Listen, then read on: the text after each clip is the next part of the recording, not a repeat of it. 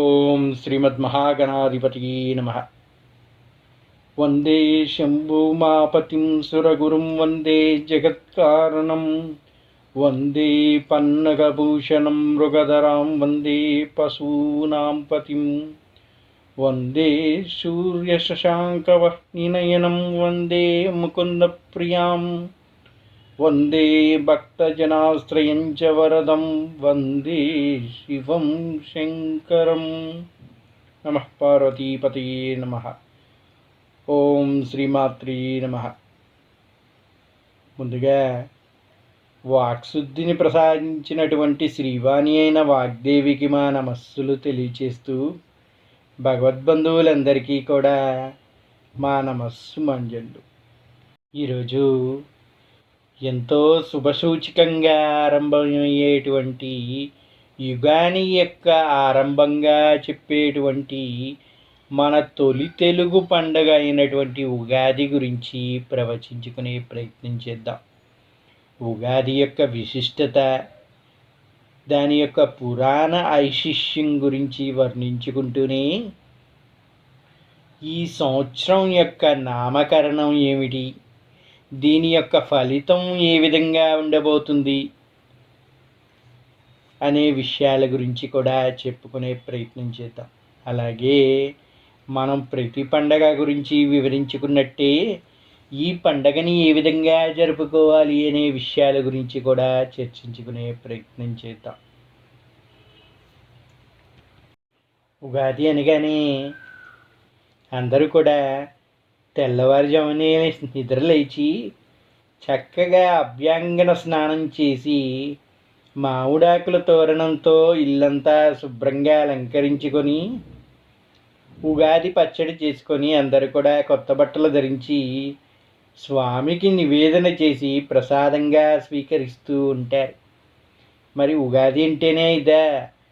ఉగాది ఎందుకు జరుపుకుంటారు, దీని యొక్క విశిష్టత ఏమిటి అనేది విషయాల గురించి ఆలోచిస్తే మనలో ఎంతమందికి దీని యొక్క పురాణ ఐశిష్యం తెలుసు అంటే, ఇప్పుడున్న కాలంలో పెద్దవాళ్ళకి తెలిసి ఉండొచ్చు, కానీ పిల్లలకి చాలా వరకు కూడా ఈ పండగ ఏమిటి, దీన్ని ఎందుకు జరుపుకుంటారు, దీని పురాణ చరిత్ర ఏమిటి అనే విషయానికి వస్తే సమాధానం దొరకకుండా ఉంటుంది. అటువంటి వారందరికీ కూడా మన పండగల యొక్క చారిత్రక పురాణ ఐశిష్యాల గురించి వివరించుకుంటూ మన పద్ధతులు, సంస్కృతి గురించి తెలియచేయాలనే ఉద్దేశంతో మా స్పేస్ ప్రతి పండగకి కూడా ప్రవచన రూపంలో ఈ విధంగా వివరిస్తూ వస్తుంది. అలాగే మన ఉగాది గురించి కూడా వివరించుకునే ప్రయత్నం చేద్దాం. ఉగాది అంటే యుగానికి ఆది అని అర్థంగా చెబుతూ ఉంటారు పండితులు. అందుకే ఈ పండక్కి యుగం ప్లస్ ఆది, యుగాది లేదా యుగాది అని పేరు వచ్చింది అని చెబుతూ ఉంటారు. తెలుగు పంచాంగం ప్రకారం చైత్రశుద్ధ పాడ్యమి నాడు కృతయుగం ప్రారంభమైంది. కాబట్టి ఆనాటి నుంచి చైత్రశుద్ధ పాడ్యమి రోజునే మనం ఉగాదిని జరుపుకుంటూ ఉన్నామని, కాలక్రమేణా అదే పండుగగా మారింది అని చెబుతూ ఉంటారు పండితులు. ఇప్పుడు ప్రస్తుతం మనం విశ్వావసునామ సంవత్సరం ముగించుకొని పరాభవనామ సంవత్సరంలోకి అడుగుడుతూ ఉన్నాం. ఈ ఉగాది యొక్క నామం పరాభవనామ సంవత్సరం అంటారు. అదేమిటండి ఈ సంవత్సరం పేరు పరాభవనామ సంవత్సరం అన్నారు అంటే, అందరూ కూడా పరాభవించబడతారా, అందరూ కూడా బాధలు పడతారా, ఓటమిని చూస్తారా అని సందేహిస్తూ ఉంటారు జనాలందరూ కూడా. కానీ మన తెలుగు సంస్కృత పదాల్లో ఎన్నో అర్థాలు ఉన్నాయండి. మరి ఈ పరాభవనామ సంవత్సరానికి ఉన్న అర్థం గురించి కానీ వివరించుకునే ప్రయత్నం చేస్తే, పర అభవ అని రెండు పదాల యొక్క సంయోగమే పరాభవము అంటారు. అంటే పరాభవము అంటే ఓటమి, పరాభవ అంటే ఓటమి కాదు. పరాభవము అంటే ఎవరి నుంచైనా ఓటమి పొందటాన్ని పరాభవము అంటారు. మనలోని చెడుని ఓడించి జయాన్ని పొందటం కూడా పరాభవంగానే భావించవచ్చు. కానీ ఇక్కడ సంవత్సరం నామాన్ని పరాభవము అని చెప్పలేదు, కేవలం పరా అభవ అన్నారు. అంటే పరాభవ అన్నారు. పరా అంటే అతీతమైనది అని అర్థం. అంటే భగవంతుడు ఎంత అతీతుడో ఆ అతీతుడు గురించి వర్ణించేటప్పుడు పర అని చెబుతూ ఉంటారు. ఇక అభవ అనే విషయానికి వస్తే శూన్యాన్ని అభవ అంటారు. అంటే ఏమీ లేని దాన్ని అభవ అని వర్ణిస్తూ ఉంటారు. ఇక్కడ పరాభవ అంటే ఏ విధంగా వర్ణించుకోవచ్చండి అంటే అన్నిటికంటే అతీతమైనది, శూన్యం తప్ప ఏమీ లేనిది అనే రెండు అర్థాల యొక్క సంయోగాన్ని ఏ విధంగా అందించుకోవచ్చు అంటే అన్నిటికన్నా అతీతమైనది ఏమిటండి అంటే దైవశక్తి మాత్రమే అన్నిటికన్నా అతీతమైనదిగా చెబుతూ ఉంటారు. దట్ ఈజ్ ఎటర్నల్ అని చెప్తూ ఉంటారు. అటువంటి ఎటర్నల్ తప్ప మిగిలిందంతా కూడా ఏమీ లేదు అని వర్ణించుకోవచ్చు. మరొక విధంగా చెప్పుకోవాలి అంటే ఇది ఏ విధమైన అర్థాన్ని సూచిస్తుందయ్యా అంటే ఆ అతీతమైన శక్తినే లేదు అని నమ్మే వాళ్ళు ఎక్కువ అవ్వచ్చు అని కూడా చెప్పుకోవచ్చు. అంటే దేవుణ్ణి నమ్మేవాళ్ళు దేవుణ్ణి ప్రశ్నించేవాళ్ళు పెరగవచ్చు అని చెప్పవచ్చు. మరొక విషయంగాని చూసుకుంటే కర్మ సిద్ధాంతాన్ని అనుసరించి మన చేసిన కర్మయే ప్రతిఫలంగా మనకి లభిస్తుంది అనే నమ్మేవాళ్ళు పెరిగి దైవ అనుగ్రహంతో మనం ఏదైనా సాధించగలుగుతాం అనే నమ్మకాన్ని కోల్పోయే వాళ్ళు పెరగచ్చు అని కూడా చెప్పవచ్చు. ఈ విధంగా సంస్కృత పదాల యొక్క అర్థాన్ని చూసుకుంటే రకరకాలుగా చెబుతూ ఉంటారు. అంటే అతీతమైనది అని ఎలాగైతే చెప్పుకున్నామో అభవ అంటే అస్తిత్వం లేకపోవటం కానీ, కొరత కానీ, లోపం కానీ, నిరాకరణ కానీ చెబుతూ ఉంటారు. అంటే అతీతమైన శక్తి అంటే ఆ దైవశక్తిని లోపించింది అని చెప్పేవాళ్ళు పెరగవచ్చు. దానిని అంగీకరించకుండా ఉండేవాళ్ళు పెరగవచ్చు. ఇటువంటి వాళ్ళు ఎక్కువగా ఉండేటువంటి వాళ్ళ యొక్క వాక్కు జయించేటువంటి సంవత్సరం కాబట్టి దీన్ని పరాభవనామ సంవత్సరంగా వర్ణిస్తూ ఉన్నారు. మరి ఇటువంటి వారు ఎక్కువైతే ఏమవుతుందండి అంటే ఇటువంటి వారు ఎక్కువ అయినప్పుడే ప్రజ్వలిస్తుందంట మన యొక్క జ్ఞానం. అది ఏ విధంగా జరుగుతుంది అంటే ఎప్పుడూ కూడా భక్తి ఎప్పుడు ప్రబోధిస్తుంది అంటే ఏమీ లేదు అని నమ్మిన వాడికి మాత్రమే అక్కడ ఏముందో తెలుస్తుంది. ఇప్పుడు చీకట్లో వెతికిన వాడికే కదా వెలుగు యొక్క గొప్పతనం తెలుస్తుంది. అదేవిధంగా ఇక్కడ కూడా ఇటువంటి సంవత్సరం రావడం వల్లనే మనలోని భక్తి పెంపొందిస్తుంది అని చెబుతూ ఉంటారు. ముందుగా నిరాకరిస్తారు అందరూ కూడా. నిరాకరించిన వాళ్ళు అన్వేషణ ప్రారంభిస్తారు. ఆ అన్వేషణలో చూసినటువంటి యొక్క ఫలితమే భక్తిగా మారి మంచి మార్గాన్ని సూచిస్తూ ఉంటుందంట. అలాగా ఈ సంవత్సరం ప్రారంభం కొంచెం అస్తిత్వాన్ని కోల్పోయే విధంగా ఉన్నప్పటికీ కూడా ఈ సంవత్సరం మనకి మంచి జ్ఞానాన్ని బుద్ధిని ప్రసాదించి చివరికి అనుగ్రహాన్ని కల్పిస్తూ ఉంటుంది అని చెప్పవచ్చు అంటారు పెద్దలు. ఈ ఉగాదిని ఏ విధంగా వర్ణిస్తారు అంటే సృష్టికి ఆది ఉగాదిగా చెబుతూ ఉంటారు. చైత్ర శుక్లపక్ష పాడ్యమి నాడు ఈ విశాల విశ్వాన్ని బ్రహ్మదేవుడు సృష్టించాడు కాబట్టి బ్రహ్మ సృష్టి ఆరంభించిన రోజుకు సంకేతంగా ఈ ఉగాదిని జరుపుకుంటూ ఉంటారని పెద్దలు చెబుతూ ఉంటారు. ఈ ఉగాది ఒక ప్రకృతి పండగగా కూడా జరుపుకుంటూ ఉంటారు. వసంత ఋతువు ప్రారంభం వచ్చే ఈ ఉగాది పండుగ ప్రకృతి పండగగా కూడా మన తెలుగు ప్రజలు భావిస్తూ ఉంటారు. ఎందుకంటే శిశిర ఋతువులో ఆకులు రాలిపోయి చెట్లన్నీ మోడుగా మారతాయి. అటువంటి సమయంలో ఆశలు చిగురించినట్టుగా వసంతం రాగానే కొత్త చిగుళ్ళు తోడుగా ప్రపంచమంతా పచ్చగా మారినట్లుగా అవుతాయి. అందుకే ప్రకృతి పరవశించే సమయంలో జరుపుకునే పండగగా ఈ ఉగాదిని వర్ణిస్తూ ఉంటారు.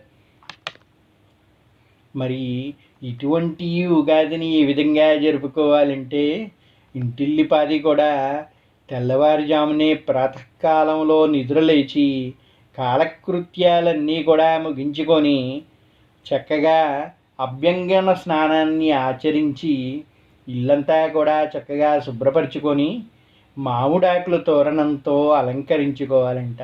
అలాగే ధర్మధ్వజాన్ని ఇంటిలో మీరుండేటువంటి ఇంటికి ధర్మధ్వజాన్ని కట్టి ధర్మాన్ని పాటిస్తూ మన ధర్మాన్ని రక్షించుకుంటాం అనే ఒక శపథం చేస్తూ ధర్మధ్వజాన్ని నెలకొల్పాలి అని చెబుతూ ఉంటారు.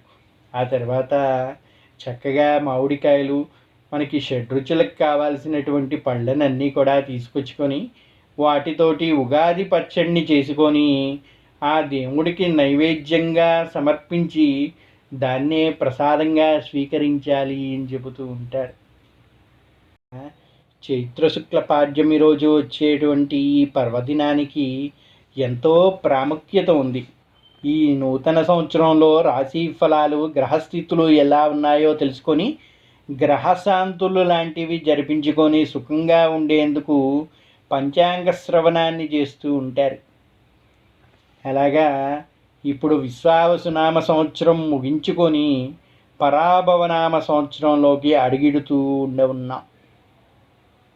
అటువంటి ఈ ఉగాదికి చరిత్ర ప్రకారం ఒక పురాణ గాథ వివరించబడుతూ ఉంటుంది. దాని గురించి ఇప్పుడు వివరించుకునే ప్రయత్నం చేద్దాం. మహాప్రళయం తర్వాత శ్రీ మహావిష్ణువు నాభి నుంచి కమలం ఉద్భవించిందంట. దాని నుంచి బ్రహ్మదేవుడు ఉదయించాడని, చైత్రశుద్ధ పాడ్యమనే సంవత్సరాదిగా యుగాదిగా ప్రకటించిందని బ్రహ్మపురాణం చెబుతూ ఉంటుంది. ఎప్పుడైతే శ్రీ మహావిష్ణువు నాభి నుంచి కమలం ఉద్భవించిందో కమలం నుంచి బ్రహ్మదేవుడు ఉదయించాడంట. ఆ బ్రహ్మదేవునికి ఆ శ్రీ మహావిష్ణువు చతుర్వేదాల్ని అందించి దానిని వినియోగించి సృష్టిని సృష్టించమని ఆజ్ఞాపించాడంట. ఆయన సృష్టిని ఆరంభించిన రోజుని చైత్రశుక్ల పాడ్యమి రోజుగా చెబుతూ ఉంటారు. ఆ చైత్రశుద్ధ పాడ్యమిని యుగాదిగా ఆ రోజు నుంచి జరుపుకుంటారని బ్రహ్మపురాణం చెబుతూ ఉన్నది. కల్పాల లెక్క ప్రకారం చూసుకుంటే తిథులు నక్షత్రాల నిర్ధారణ వరకు భారతీయులు కాలగణన ఆద్యంతం ఆసక్తికరంగా సాగుతూ ఉంటుంది. సత్య, త్రేత, ద్వాపర, కలి అని 4 యుగాలు కలిస్తే ఒక మహాయుగంగా చెబుతూ ఉంటారు. అటువంటి 71 మహాయుగాలు ఒక మన్వంతరం అని, ఒక కల్పంలో మొత్తం 14 మన్వంతరాలు ఉంటాయి అని చెబుతూ ఉంటారు. ప్రస్తుతం మనం నడుస్తున్నది 28వ మహాయుగంలో 7వ మన్వంతరంలో అని చెబుతూ ఉంటారు. సూర్యుడు కుమారుడైన వైవస్వత మనువు మనల్ని ఇప్పుడు పాలిస్తున్నాడు అని చెబుతూ ఉంటారు. సూర్యవంశ స్థాపకుడైన ఇక్ష్వాకు మహారాజు ఇతని తనయుడు. మానవ జాతికి మూలపురుషుడుగా వైవస్వత మనువే అంటారు. మనం ఇప్పుడు శ్వేతవరాహ కల్పంలో ఉన్నామని, ఆ హిరణ్యాక్షుణ్ణి భూమిని చాపగా చుట్టి సముద్ర గర్భంలోకి తీసుకెళ్ళినప్పుడు సృష్టి యావత్తు అతలాకుతలం అయిపోయిందని, ఆ సమయంలో శ్రీమన్నారాయణుడు శ్వేతవరాహ రూపంలో వెళ్ళి అసుర సంహారం చేసి భూమిని భద్రంగా బయటికి తీసుకొచ్చాడని, ఈ మహత్కారణం ప్రస్తుత కల్పంలో జరిగింది కాబట్టి ఈ కల్పాన్ని శ్వేతవరాహ కల్పం అని చెబుతూ ఉంటారు. పూజలు, వ్రతాలు, సంధ్యాది విధులు వరాహ కల్పి వైవస్వత మన్వంతరే అనే సంకల్పంతో చెప్పుకోవడం ద్వారా సువిశాల సృష్టిలో మన ఉనికి గుర్తు చేసుకుంటూ ఉంటాం. ఈ అనంతమైన జగత్తులో మనం అనువంతే అన్న సత్యాన్ని గ్రహించుకుంటూ ఉంటాం. ఆ మాటకొస్తే కూర్మ వరాహ అవతారాలు చాలా ముందే శ్రీ మహావిష్ణువు మత్స్యమై అవతరించి సోమకాసురుడి చెర నుంచి వేదాలకు విముక్తి కల్పించింది కూడా ఈ ఉగాది రోజే అని పురాణాలు చెబుతూ ఉన్నాయి. అలాగే శ్రీరాముడు చైత్రశుద్ధ పాడ్యమి నాడే లంక నుంచి అయోధ్యకి తిరిగి ప్రయాణమైనట్టు వాల్మీకి రామాయణం వివరిస్తూ ఉన్నది. ఈ ప్రకారంగా చూస్తే సత్యత్రేతాయుగాల్లో ముడిపడిన దసరా నవరాత్రుల కంటే కూడా ద్వాపర నాటి దీపావళి కంటే కూడా ఉగాది అత్యంత ప్రాచీనమైన పండగగా మన తెలుగింట తొలి పండగగా వర్ణించబడుతూ ఉన్నది. అటువంటి ఉగాది యొక్క విశిష్టతని ఇప్పుడు మనం చెప్పుకున్నాం. ఇప్పటివరకు ఉగాది ఏ విధంగా ఆరంభమైనది, దీని యొక్క విశిష్టత గురించి చెప్పుకుంటూ వచ్చాం. మరి ప్రతి ఉగాదికి కూడా ఒక సంవత్సరం యొక్క పేరు చెప్పుకుంటూ ఉన్నామే. సంవత్సరాదిగా జరుపుకుంటున్నటువంటి ఈ ఉగాదికి సంవత్సరానికి యొక్క నామకరణాలు ఏ విధంగా వచ్చాయి అనే విషయాల గురించి చూసుకుంటే దానికి కూడా ఒక పురాణ గాథ చెబుతూ ఉంటారు. ఈ సంవత్సరానికి నామం పరాభవ నామ సంవత్సరంగా ప్రకటించారు కదండి. మరి ఈ సంవత్సరాలకి నామకరణం ఏ విధంగా జరిపించారు, ఈ సంవత్సరాలకి ఈ పేర్లు ఏ విధంగా ఏర్పడ్డాయి అనే సందేహం కలగక మానదు కదా. మరి దాని యొక్క విశిష్టత గురించి వివరించుకుంటే, పూర్వం శ్రీ మహావిష్ణువుకి పరమభక్తుడైన నారద మహాముని త్రిలోక సంచారం చేసి వస్తూ శ్రీ మహావిష్ణువు యొక్క దశావతారాల గురించి వివరించుకుంటూ, ఎందుకయ్యా ఇన్ని అవతారాలు, ఎందుకయ్యా ఇన్ని పెళ్ళిళ్ళు, ఈ బాధలు, ఇవన్నీ అవసరమా అని వ్యంగ్యంగా ఏడిపించాడంట. దానికి ఆ విష్ణువు నారదుడికి తగిన పాఠం నేర్పించాలనే ఉద్దేశంతో తన విష్ణుమాయా సంకల్పంతో నారదుని యొక్క మహతిని స్త్రీగా మార్చి నారదుడి చేత వివాహం జరిపించాడంట. ఆ విష్ణుమాయలో పడినటువంటి నారదుడికి ఆ మహతితో వివాహం జరగగా 60 మంది పుత్రులు జన్మించారంట. ఎంతో పేదరికంతో ఎన్నో బాధలు అనుభవిస్తున్నటువంటి ఆ నారద మహాముని ఈ 60 మంది యొక్క బిడ్డలు అల్పాయుష్యుతో మరణిస్తూ ఉంటే ఆ శ్రీ మహావిష్ణువుని ప్రార్థించాడంట. అప్పుడు వచ్చినటువంటి శ్రీ మహావిష్ణువు ఆయన విష్ణుమాయను తొలగించి జరిగినదంతా వివరించాడంట. పుత్రశోకంతో బాధపడుతున్నటువంటి ఆ నారద మహర్షికి ఈ విధంగా వరంగా ప్రకటించాడంట. నీ 60 మంది పుత్రుల యొక్క పేర్లని కాలచక్రంలో భాగం అవుతారని, వాళ్ళ పేర్లు చిరస్థాయిగా నిలిచిపోతాయని వరమిచ్చాడంట వైకుంఠనాథుడు. ఆ మాటలు అక్షర సత్యాలుగా కాలగణనలో తొలిమెట్టుగా సంవత్సరమే మొత్తంగా 60 మైళ్ళ ప్రయాణంగా ప్రతి సంవత్సరానికి కూడా ఆ 60 సంవత్సరాల యొక్క 60 మంది యొక్క పిల్లల పేర్లుగానే సాగుతూ ఉంది ఈనాటికి కూడా అని చెబుతూ ఉంటారు. ఈ తెలుగు సంవత్సరాల పేర్లు ఏవైతే ఉన్నాయో కొన్నిటికి సకారాత్మకతగా ధ్వనిస్తూ ఉంటుంది, మరికొన్నిటిలో సకారాత్మకత తొంగి చూస్తూ ఉంటుంది. కొన్ని సొగసుగా ఉంటాయి, కొన్ని క్రూరంగా అనిపిస్తాయి. ప్రభ అంటే ప్రభవించటం, శుభారంభంగా. విభవ అంటే విభవించటం, విస్తరించటంగా. ప్రమోదూత అంటే ఆనందాన్ని మోసుకొచ్చేదిగా. ప్రజోత్పత్తి అంటే సంతాన భాగ్యాన్ని ప్రసాదించేదిగా. శుభాకృత నామ సంవత్సరం అంటే శుభాలని ఇచ్చేదిగా. తారణ అంటే కష్ట నష్టాల నుంచి ఒడ్డున పడేసేదిగా. విక్రమ అంటే శౌర్య ధైర్యాల్ని అనుగ్రహించేదిగా. శ్రీముఖ అంటే మంగళకరమైనదిగా. అక్షయ అంటే క్షయము లేనిదిగా. ప్రతి పేరులో కూడా ఒక స్ఫూర్తి మంత్రంలానే వినిపిస్తూ ఉంటుంది. కానీ వ్యయ, విరోధి, వికృతి, కర, వికారి, క్రోధి, రాక్షస, రౌద్రి, దుర్మతి, క్రోధన తదితర నామాల్ని తలుచుకున్నప్పుడు మాత్రం మనసు కొంచెం కీడును శంకిస్తూ ఉంటుంది అంటారు. అదేవిధంగా ఈ పరాభవ నామ సంవత్సరం కూడా అపఖ్యాతిని మూటగడుతుందేమో అని భావిస్తూ ఉంటారు. అయితే ఆ పేర్లు ఆయా సంవత్సర స్వభావాలు కానే కాదని జ్యోతిష్ నిపుణులు చెబుతూ ఉంటారు. అందుకే అనేక ఉదాహరణలు చెబుతూ ఉంటారు.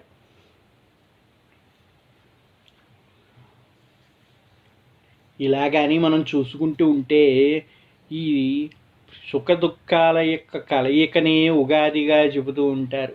మనం ప్రతి ఒక్కటి కూడా ఈ మానవ జన్మ పొందినందుకు ప్రతిదీ అనుభవించి అన్నింటినీ దాటుకొని ఈ సంసార సాగరాన్ని జయించాలి అని చెబుతూ ఉంటారు. ఈ ఉగాది యొక్క మూల మంత్రమే అది. ఈరోజు మనం తీసుకునేటువంటి ఉగాది పచ్చడిలో షడ్రుచులు ఉంటాయి. ఆ షడ్రుచులు కూడా ఒక్కొక్కటి ఆనందాన్ని, బాధని అన్నీ కూడా మనకి కలగజేస్తుంది. వాటన్నిటినీ కూడా జయించి ముందుకు సాగాలి అని చెబుతూ ఉంటుంది. ఉగాది పచ్చడి గురించి చెప్పుకుంటే, ఉగాది రోజు ముఖ్యమైన వంటకంగా ఉగాది పచ్చడిని స్వీకరించాలి అని చెబుతూ ఉంటారు పెద్దలు. షడ్రుచుల సమ్మేళనంలో చేసే ఈ పచ్చడి జీవితంలో జరిగే వివిధ అనుభవాలకు సూచికగా ఉంటుంది అని చెబుతూ ఉంటారు. మనం ముందుగా వేసేటువంటి బెల్లం తీపి ఆనందానికి ప్రతీక అంట. ఉప్పు జీవితంలో ఉత్సాహం, రుచికి సంకేతంగా చెబుతారు. వేప పువ్వు చేదు, బాధ కలిగించే అనుభవాలుగా చెబుతూ ఉంటారు. చింతపండు పులుపు నేర్పుగా వ్యవహరించాల్సిన పరిస్థితుల గురించి వివరిస్తుంది. పచ్చి మామిడి ముక్కలు వగరు, కొత్త సవాల్ని స్వీకరించడం నేర్పిస్తూ ఉంటుంది. కారం సహనం కోల్పోయేటట్లు చేసే పరిస్థితుల్ని ఎదిరించడం గురించి వివరిస్తుంది. ఆ విధంగా మన జీవితం కూడా ఈ షడ్రుచుల యొక్క సమ్మేళనంగానే ఉంటుంది. వీటన్నిటినీ దాటుకొని జయాన్ని పొందాలి అని వివరిస్తూ ఉంటుంది ఈ ఉగాది. అటువంటి గొప్ప పండగని ఎంతో భక్తి శ్రద్ధలతో జరుపుకొని ఈ సంసార సాగరాన్ని దాటి ముక్తిని పొందాలి ప్రతి ఒక్కరూ కూడా అని చెప్పి ప్రార్థిస్తూ, ఆ ఆదిపరాశక్తి యొక్క అనుగ్రహం ప్రతి ఒక్కరికి కూడా అందాలి అని కోరుకుంటూ స్వస్తి. సర్వే జనా సుఖినో భవంతు. ఇప్పటి వరకు మన ఈ ప్రవచనామృతాన్ని విని సంతోషించినటువంటి భగవద్బంధువులందరికీ కూడా ఒక చిన్న విన్నపం. మా ఈ ప్రవచన కార్యక్రమం మీకు నచ్చినట్టయితే మర్చిపోకుండా అందరూ కూడా ఈ ఛానల్ని సబ్స్క్రైబ్ చేసుకోవటమే కాకుండా మా ప్రవచనం కానీ మీకు నచ్చినట్టయితే ఒక లైక్ని తెలియజేయాలి అని ప్రార్థిస్తూ ఉన్నా. అలాగే మీకు తెలిసినటువంటి బంధువులకు కానీ మీ మిత్రులకు కానీ మన యొక్క ప్రవచన కార్యక్రమాన్ని వివరించాలి అనే సదుద్దేశం కలిగినటువంటి వారు ఈ ఛానల్ని షేర్ చేయవలసిందిగా కోరుతూ ఉన్నా. సర్వే జనా సుఖినో భవంతు. స్వస్తి. Why hospitals choose Rosa Floris when hygiene can't be compromised. Each part of our papermaking process is in line with policies on sound environmental management. Subsequently, the logs are washed, cut into small pieces, and cooked in a digester. It starts with natural plant fibers, carefully selected for their softness and absorbency. Our advanced technology labs transform these biodegradable materials that meet the highest hygiene standards into premium tissue products. From kitchen rolls to hospital bed rolls, Rosa Floris delivers the quality assurance that professionals trust. When hygiene matters most, the choice is clear.